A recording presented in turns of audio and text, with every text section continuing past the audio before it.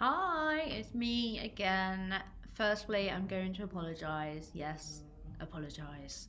And say sorry because Molly Mondays is meant to be a every Monday kind of thing. It was a promise that I gave to my fans, and I didn't fulfil this last week, and I apologise. To be completely honest, it was just one of those days. It got to midday, and I was just like, it's not happening today. I was drained physically, emotionally.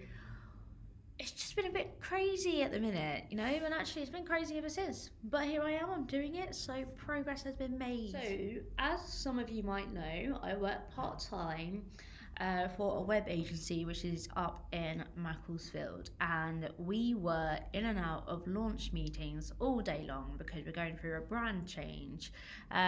So what was We Are Sigma is now Nexer Digital. I'm allowed to say this. But alongside that, I was getting lots of media requests to talk to the media. And I was warned about it a couple of days prior, but I had said, Thursday wouldn't be a great day because, this is a day I'm contracted to work on. What was the opportunity, Molly? Why? Why was it such a manic day for you? So, I received an email about a month ago from SENSE, which is a national complex disabilities, and they had been doing some research on people with disabilities and their experience through the pandemic. And research had revealed that actually a lot of people with disabilities, young people with disabilities, really struggling with their mental health, and actually felt that they had been experienced chronic loneliness. They asked me if I would like to contribute, if this was something I had felt, and if I'd be happy to talk about this and be a part of their campaign. Now, this campaign is called hashtag Left Out of Life, and all in aid to try and get the government to kind of take young people with disabilities more seriously. So, with everything that I do, campaigning for people with disabilities, a lot in the work that I do, just being who I am, I was like, yeah, sure. Lockdown hasn't been easy for anyone, I want to say for anyone, but for people with disabilities, it has proved to be pretty freaking challenging. I won't lie. So yeah, I was like, why not? Count me in. Now, what I didn't think was that it was going to involve a lot of media interviews for local TV channels and radio channels and things like that. I thought it might have been one or two articles or something, maybe. I'm sorry, I didn't mean to underestimate you, Sense. But yeah, it turned out to be incredible. And we had so much demand. Well, I had so much demand to talk to people, which was great. But it was all happening on the same day as his launch at Nexer. So it was a challenge. It was a challenge trying to juggle it all. But, uh, my boss at Nexer, I need to get used to saying that, Nexer rather than Sigma. My boss at Nexer was amazing and very understanding, and they're always very supportive of me and what I do outside of the work that I do with them. Um, but it was manic. My brother in the office was like, "Oh my gosh, anything else? Anything else?" 'Cause I was literally just getting requests one after the other. Now, I have been public speaking to lots and lots of people ever since I was about 15, so 11 years now. And when she had said live TV for the first time in a long time, I actually felt nervous. I was like, ooh, ooh, ooh. Sky News live TV happened. It was great. Um, they asked, about my experiences during lockdown, about people with disabilities. I made a point of mentioning Usher syndrome because Usher syndrome is my condition. I cannot speak for the whole disabled population. There are so many disabilities under that umbrella, and that's why it kind of cringed me out a bit when people were asking me in these interviews about people with disabilities and our experience, because how could I possibly speak for everybody? It's like you just can't. Every individual is different. Even within the Usher syndrome community, we're all very different. But one thing I could speak for people with Usher syndrome, it is a progressive condition, and anybody else living with a progressive condition, it's almost inevitable that you will struggle with your mental health. Because how do you deal with progressively losing something? So for me, I was born deaf and was going blind, and nothing was to say that I may or may not lose all of my vision one day. So, with that said, we have experience already of feeling isolated, feeling alone, feeling depressed and anxious. These are all things that we all, as individuals, probably will have experienced now due to lockdown. So, on the one hand, yes, a lot of people will now maybe empathize. But let's be real now. Human nature, as human society goes, we're all pretty selfish. I think we'll all make the most of coming out of lockdown, having a drink in a pub garden. I can't wait for one. I cannot wait. But on the one hand, I think people might be skeptical whether or not to hug you hello and goodbye, because you might get people that are now germaphobes. I've got friends that are like that already. I'm kind of more looking forward to just being in the company of my friends, in a public space, but not like in a crowded, overwhelming space. Maybe I'll feel different once I'm there. But at this point, it does make my chest feel tight. So the interview went well. I think it was well received. So, like everything with the media, it goes online. It goes on Twitter. It gets shared. It goes on Facebook, Instagram. It gets shared by me and lots of others, which is great because that's what we want. We want awareness. We want awareness and understanding. That is a bare minimum. With a cost. If you're going to go public with these things, and I've had people contact me before with various life experiences, whether they've got a disability or they've been through something and they wanted to kind of delve into the public speaking space, and they say to me, how do you go about doing this?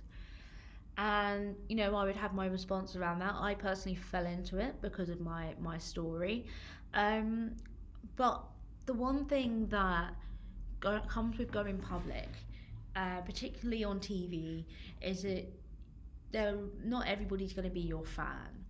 Some people aren't going to agree, and it doesn't matter whatever you say or do, they're not going to be on board with what you have to say.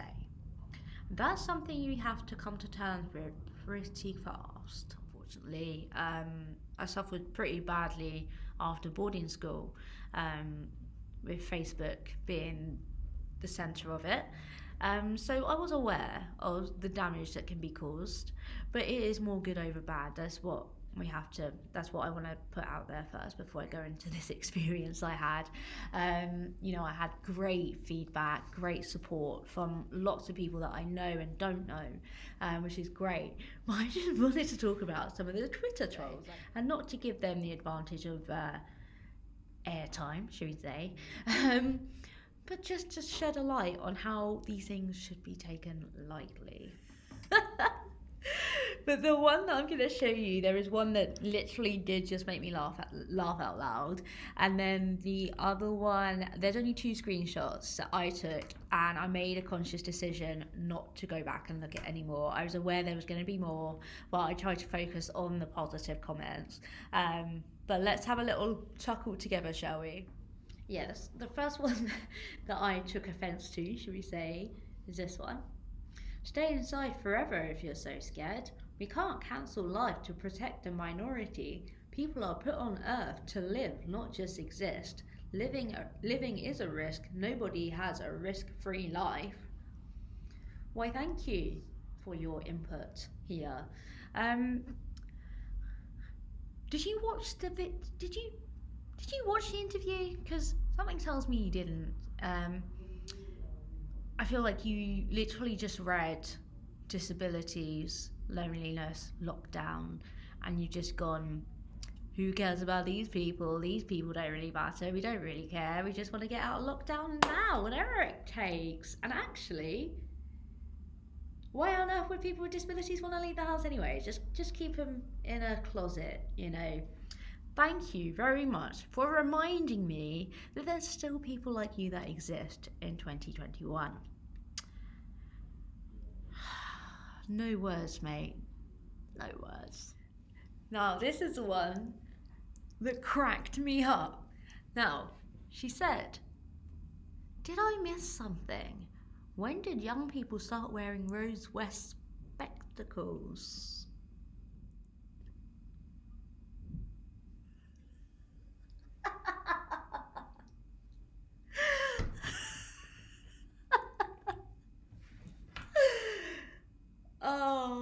Thank you for making me laugh.